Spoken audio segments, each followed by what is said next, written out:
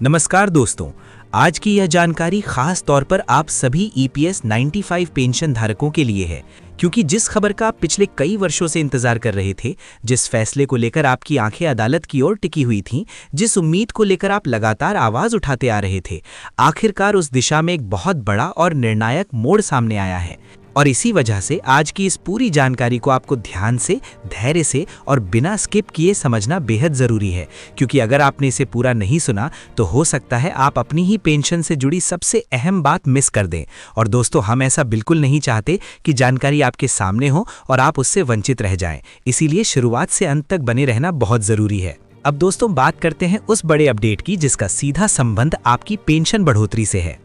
लंबे समय से ईपीएस 95 पेंशन धारकों की ये मांग रही है कि उन्हें सम्मानजनक पेंशन दी जाए, न्यूनतम पेंशन में बढ़ोतरी हो और सेवा अवधि तथा योगदान के आधार पर न्याय संगत पेंशन तय की जाए। इसी मांग को लेकर वर्षों से अदालतों में याचिकाएं दाखिल होती रहीं। कई बार उम्मीद जगी, कई बार निराशा मिली, लेकिन अब जो स्थिति बनती दिख रही है वो पहले से कहीं ज्यादा स्पष्ट और मजबूत है। सुप्रीम कोर्ट में लगातार दायर की गई याचिकाओं के बाद आखिरकार ये बात साफ तौर पर सामने आई कि पेंशन धारकों के साथ केवल रिटायरमेंट की तारीख या उम्र के आधार पर कोई भेदभाव नहीं किया जा सकता। चाहे कोई 2004 से पहले रिटायर हुआ हो, 2006 से पहले या बाद में, 2014 से पहले या बाद में, सभी ईपीएस 95 पेंशन धारक समान अधिकार रखते हैं। और यही बात इस पूरे मामले की सबसे बड़ी नींव है। दोस्तों, यहाँ ये समझना बहुत ज़रूरी है कि पेंशन कोई भीख नहीं है, ये आपके वर्षों के योगदान, आपकी मेहनत और आपकी सेवा का अधिकार है। और इसी अधिकार को लेकर अदालत ने भी स्पष्ट रुख अपनाया है। अब सवाल उठता है कि आखिर इस फैसले के बाद पेंशन बढ़ोतरी कैसी होगी, किसे कितनी पेंशन मिलेगी और ये पूरा सिस्टम किन हिस्सों या श्रेणियों में बांटा गया है। तो दोस्तों, यहाँ पर पेंशन को अलग अलग भागों में विभाजित किया गया है ताकि हर पेंशन धारक को उसके योगदान और सेवा अवधि के अनुसार पेंशन मिल सके। सबसे पहले उन पेंशन धारकों की बात करते हैं जिन्होंने 10 साल या उससे कम अवधि तक योगदान दिया है। ऐसे पेंशन धारकों की संख्या भी कम नहीं है और अक्सर यही लोग सबसे ज्यादा असमंजस में रहते हैं कि उन्हें आखिर मिलेगा क्या। तो दोस्तों, वर्तमान में लागू सैलरी सीलिंग और नियमों के आधार पर यदि किसी व्यक्ति ने लगभग 10 साल का योगदान दिया है तो उसकी पेंशन औसतन एक निश्चित न्यूनतम स्तर तक तय की जा रही है, जिसका मतलब ये है कि अब पेंशन पूरी तरह मनमाने ढंग से नहीं बल्कि एक तय फॉर्मूले के अनुसार दी जाएगी। इससे उन पेंशन धारकों को भी राहत मिलेगी जिन्हें अब तक बहुत कम पेंशन मिल रही थी। अब आगे बढ़ते हैं दूसरे वर्ग की ओर, जिसमें वे लोग आते हैं जिन्होंने 15 साल से लेकर 25 साल तक का योगदान दिया है। ये वर्ग बहुत महत्वपूर्ण है क्योंकि अधिकांश पेंशन धारक इसी श्रेणी में आते हैं। इन लोगों के लिए पेंशन की गणना सेवा अवधि और निर्धारित सैलरी लिमिट के आधार पर की जाएगी। मतलब जितने ज्यादा साल आपने योगदान दिया है उतनी ज्यादा पेंशन आपको मिलेगी।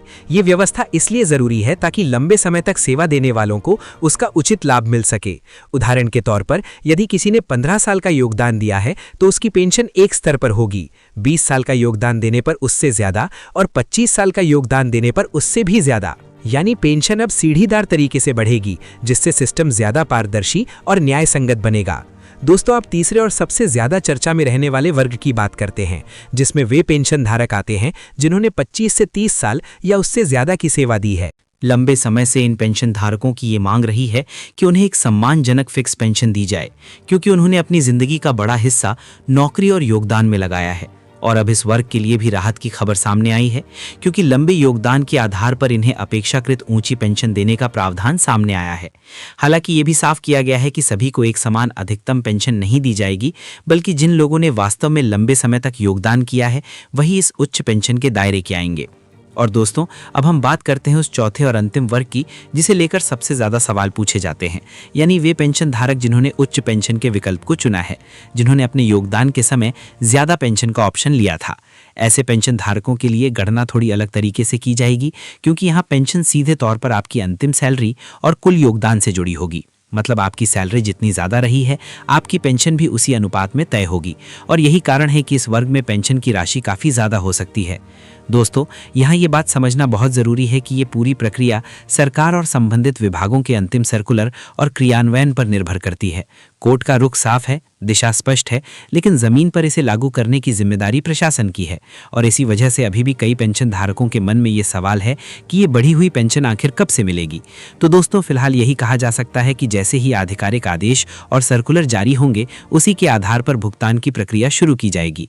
लेकिन इतना जरूर है कि अब पेंशन धारकों की मांग को नज़रअंदाज करना आसान नहीं रहा, क्योंकि मामला सर्वोच्च स्तर तक पहुंच चुका है और वहां से स्पष्ट संदेश दिया गया है कि पेंशन धारकों के साथ अन्याय नहीं होना चाहिए।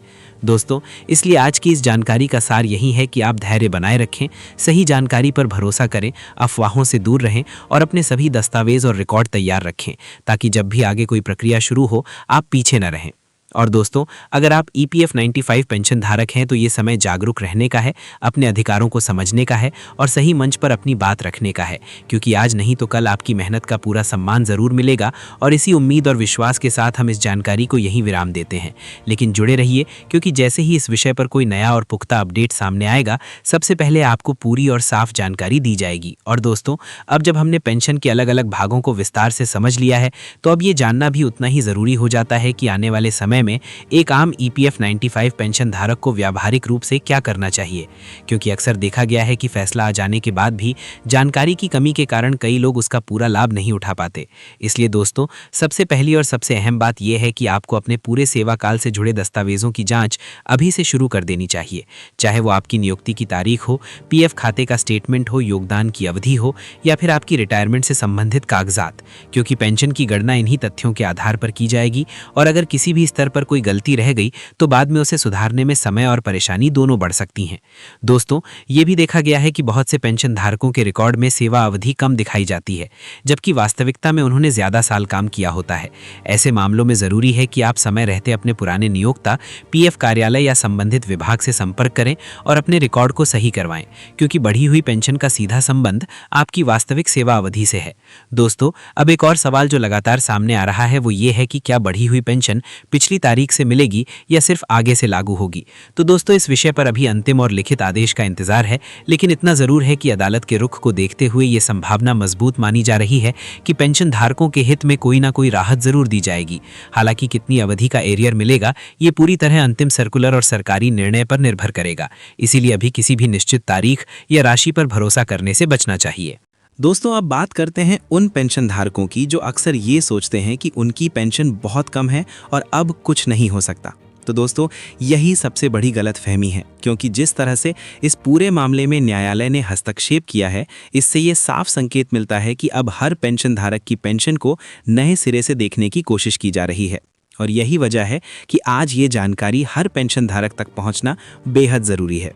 दोस्तों, अब थोड़ा सा हम सामाजिक पहलू की भी बात करते हैं, क्योंकि EPF 95 पेंशन धारक केवल आंकड़े नहीं हैं। ये वे लोग हैं जिन्होंने फैक्ट्रियों में, दफ्तरों में, कंपनियों में कठिन परिस्थितियों में काम किया, देश की अर्थव्यवस्था को मजबूत किया और अब बुढ़ापे में उन्हें सम्मानजनक जीवन जीने का अधिकार है। और यही सोच अब धीरे धीरे नीतियों में भी दिखाई देने लगी है।